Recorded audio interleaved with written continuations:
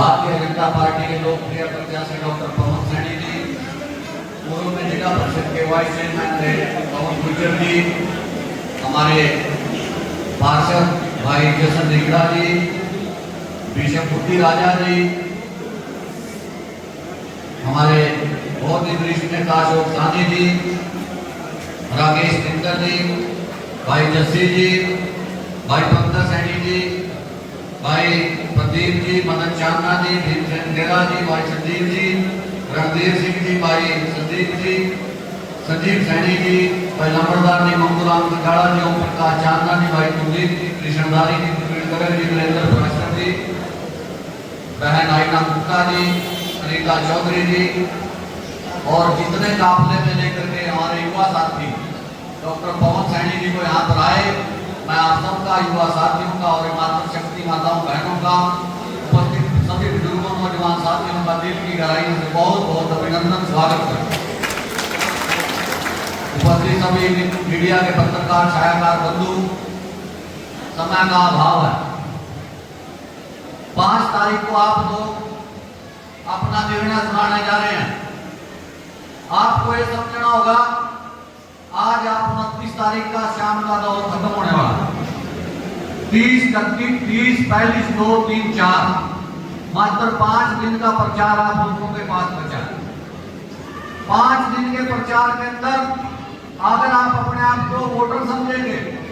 अपने आप को किसी पार्टी का कार्यकर्ता समझेंगे, तो आप बहुत बड़े मुकाबले के अंदर। अगर आप अपने आप को जज की कुर्सी पे महसूस करेंगे, तब जाकर के यूनाइटेड का भविष्य बदल सकता है। आप लोग जज की कुर्सी पे हैं, हम सारे वोट मांगने वाले आपके कटघरे पे खड़े हैं। ये निर्णय आपको लेना है। पिछले 5 वर्षों के अंदर आपने जो फैसला सुनाया था, कांग्रेस की विधायिका शैली चौधरी जी यहाँ से विधायक हुई, उसके पश्चात 5 वर्षों के अंदर आपके शहर के सौंदर्यीकरण के लिए क्या हुआ, कितने बच्चों को रोजगार मिला और कितने आपके विकास के डेवलपमेंट से इस क्षेत्र को जोड़ने का काम है। ये निर्णय आप लोगों ने सुनाना है। आप जज की कुर्सी पर हैं, सभी प्रत्याशी कटघरे के अंदर, सभी आपसे रहने की अपील करेंगे और जज का फैसला सच्ची आत्मा से होता है। अगर आप लोग न्याय करने में कहीं देरी कर गए या आप लोग अपना न्याय करने में कहीं विचलित हो गए या किसी भावना में बैठ करके आप अपना न्याय गलत फैसला आपने सुना दिया, तो पुनः आपको 5 वर्षों के लिए फिर दोबारा विपक्ष का मार लेनी पड़ेगी। मेरा आपसे निवेदन है, आप लोगों को ये सरकारी चुननी है कि कौन आपका सेवक है, कौन आपके साथ 7 बार आपके चुने प्रतिनिधि आपके ऊपर राजा की तरह राज कर रहे हैं। आज नारायणगढ़ की इस पावन धरा को, हमारी मातृभूमि को, जहाँ पर हमारे बुजुर्ग, हमारे पूर्व के युवा, आने वाली नस्लें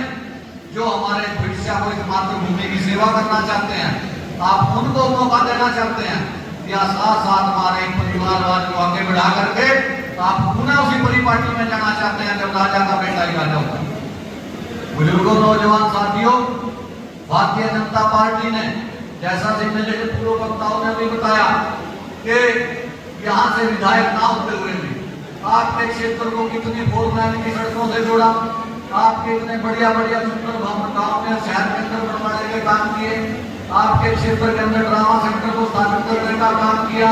शहर के सौंदर्यीकरण करने के लिए करोड़ों रुपये, वर्तमान में उस दिन पूर्व ही चुनाव से पूर्व 5 करोड़ रुपए का अनुदान लेकर के शहर के सौंदर्यीकरण करने का जो प्रयास भारतीय जनता पार्टी के द्वारा किया गया, ये आपका सोचना है। बुजुर्गों, नौजवान साथियों, ये आप लोगों का निर्णय होगा। वोट कभी किसी के कहने से या जबरदस्ती नहीं डला कर, वोट डलती है मन के ख्याल से, मन के भाव से। आपका मन किस तरफ जा रहा है, ये आकलन आप लोगों को करना है। मेरी माताएं बहनें यहाँ पर काफी संख्या में उपस्थित, आप लोग ये तय करें कि जो 5 वर्षों के अंदर आपका चुना हुआ नुमाइंदा आप लोगों के बीच आना जिसने मुनासिब नहीं समझा, उसको आपने वोट करना है, उसको आपने चुनना है या उसको आपने आशीर्वाद देना है, ये आपने तय करना। अगर आप नारायणगढ़ गोदर से शुरू करें तो आप रामचंद्र डिपो से चढ़ लें, सतप्रकाश जी का घर आएगा, उसके सामने आर्या जी का घर आएगा, अगला घर जेटली जी का आएगा, उससे अगला घर मेहता जी का आएगा, सामने सतपाल शिक्षा वाला जी का घर आएगा, आगे गुल्ली का मेरे भाई का घर आएगा, मेरा दोस्त है, सामने वर्मा जी का घर आएगा, इससे आगे गुलियाड़ी वकील जी का घर आएगा, उससे पीछे आप चले जाए सतनाम जी का घर आएगा, आगे जाकर के विक्की की दुकान आएगी, लामा जी का घर आएगा, बस स्टैंड में आपको केशव कबीर का घर आएगा, आपके जसवीर खान वालों का घर आएगा, शुरू करके आप पिपलानी जी के घर पहुंचेंगे।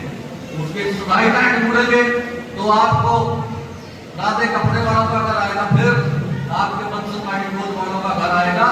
आप निकलते हुए अशोक जी के घर से डीएवी स्कूल के ऊपर निकलेंगे।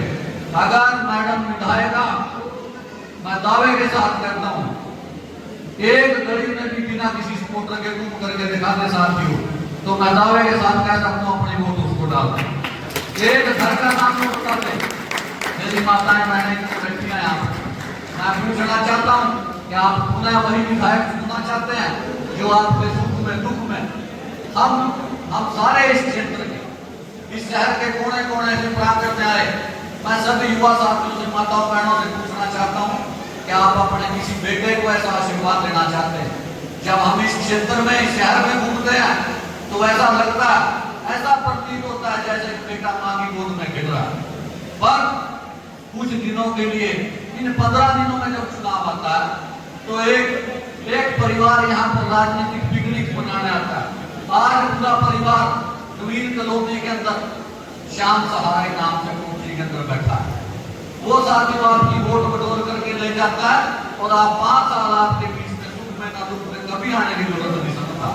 मैं पूछना चाहता हूँ, आप इसी प्रकार का न्याय जारी रखना चाहते हैं या किसी ऐसे को न्याय देना चाहते हैं जो पढ़ा लिखा है, आपके बीच काम करने वाला है, आपके बीच सौम्यता से मिलने वाला है? ये निर्णय आप बुजुर्गों, नौजवान साथियों, मेरी माताएं या बहनें यहाँ पर बैठी, मैं निवेदन करना चाहूंगा, लम्हों की गलतियां सदियों को भुगतनी पड़ती हैं। 5 साल का बहुत बड़ा लम्हा होता है, ये सदियों की गलती ऐसी आप दोबारा भूल ना कर देना। जब आपने एक तरफ विकास की बयान फैली है, दूसरी तरफ आपकी तरफ ऐसे लोग हैं जो सिर्फ 5 साल आपके अंदर लिपा पोती की हमारी सरकार ने, इतनी ऐसी बातें विधानसभा के अंदर जो मैडम शैली चौधरी ने उठाई है नारायणगढ़ के विकास के, इतने ऐसे हमारे धार्मिक संस्थान हैं, इसी डेलीगेशन को लेकर के कभी मिलने का प्रयास किया है। हमारे भाई जयसंत धिंगड़ा जी हरियाणा के अंदर सबसे युवा पार्षद चुने गए थे और आज भी सबसे युवा है। मेरा निवेदन है धिंगड़ा परिवार से, अपने इस होनहार बेटे को आगे बढ़ाने का काम करें। आप कभी मैडम शैली चौधरी ने नगर पालिका के पार्षदों के साथ बैठ करके कभी इतनी जहमत नहीं उठाई शहर के सौंदर्यकरण के लिए, शहर की सफाई व्यवस्था के लिए कभी कोई प्रयास मात्र किया हो, कभी मीटिंग कोई नगर पालिका के साथ करने की कोशिश करी हो? सिर्फ बहानेबाजी से आपके हकों को परवाने का काम किया। बुजुर्गों, नौजवान साथियों, भारतीय जनता पार्टी की सरकार ने 5 साल बिना किसी भेदभाव के, 5 साल पूर्व के भी, 5 साल वर्तमान के भी,